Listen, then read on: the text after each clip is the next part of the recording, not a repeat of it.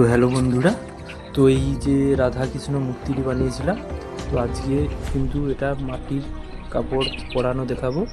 তো এগুলো কিন্তু সুতির কাপড়, তো ঘোলাতে কিন্তু ডুবিয়ে এই কাপড়টা কিন্তু পরাচ্ছি।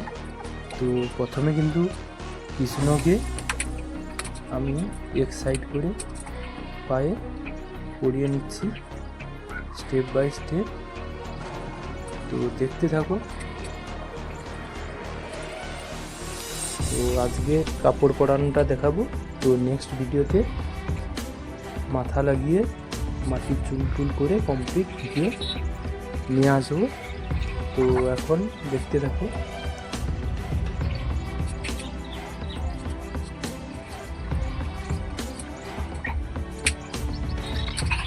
তো বন্ধুরা, এই মূর্তিটা কেমন লাগছে শেষ পর্যন্ত দেখে কমেন্ট করে জানাবে।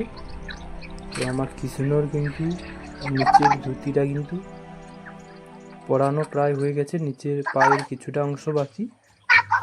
আর রাধার কিন্তু কাপড়ের শাড়ি পরানোর কাজটা এখন চলছে।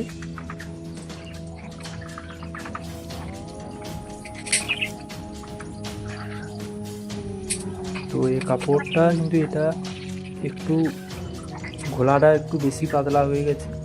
তো এটা কিন্তু কাপড় পরানো হয়ে গেলে পরে কিন্তু ঘোলাতে ব্রাশ দিয়ে আরেকবার কাপড়ের উপরে ব্রাশ করে নেব। তো রাধার শাড়ি পরানোর অংশটা নিচে প্রায় কমপ্লিট। তো এবারে উপরের দিকটা করে নেব।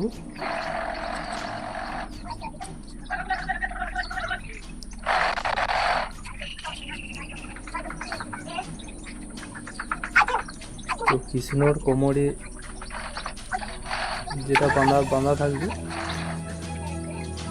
ওইটা কিন্তু বানিয়ে নিলাম। কৃষ্ণর নিচে বাকি অংশ আর একটু বাকি আছে, পায়ের কাছটা ওখানে আরেকবার লাগবে কাপড়। আর এখন কিন্তু আমি যেটা উত্তরীয় বললো ওড়না টাইপ, ওইটা কিন্তু আমি বানিয়ে নিচ্ছি। পিছনে এক সাইড হয়ে গেছে, আরেক সাইডে লাগিয়ে দেবো।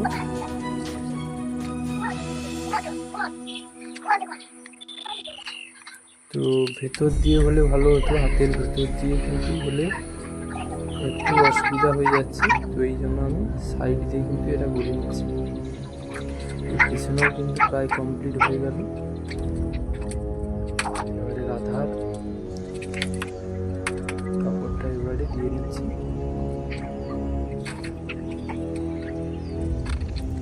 তো ভিডিওটা কেমন লাগলো কমেন্ট করে জানাও।